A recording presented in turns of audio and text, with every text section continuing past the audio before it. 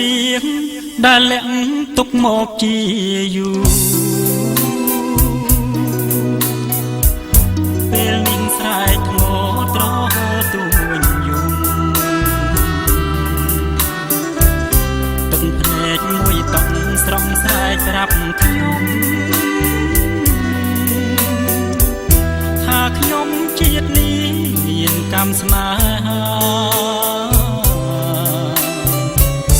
មិនគួរផ្លាំងចិត្តផ្លាស់ប្រណី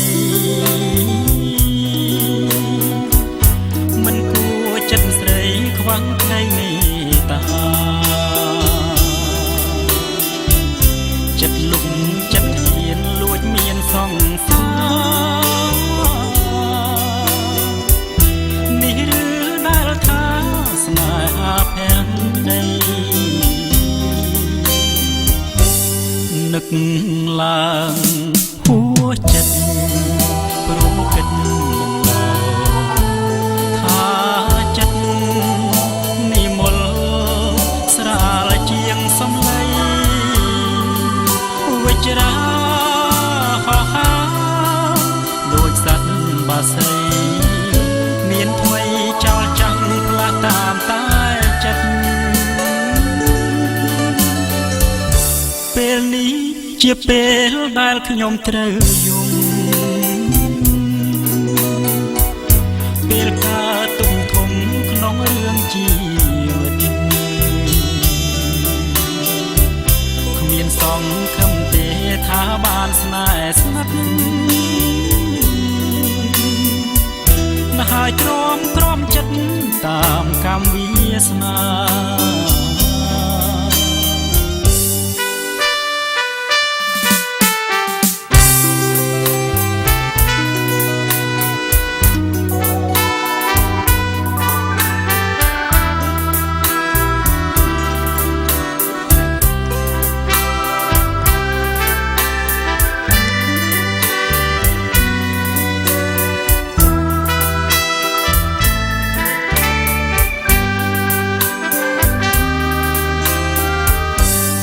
នឹក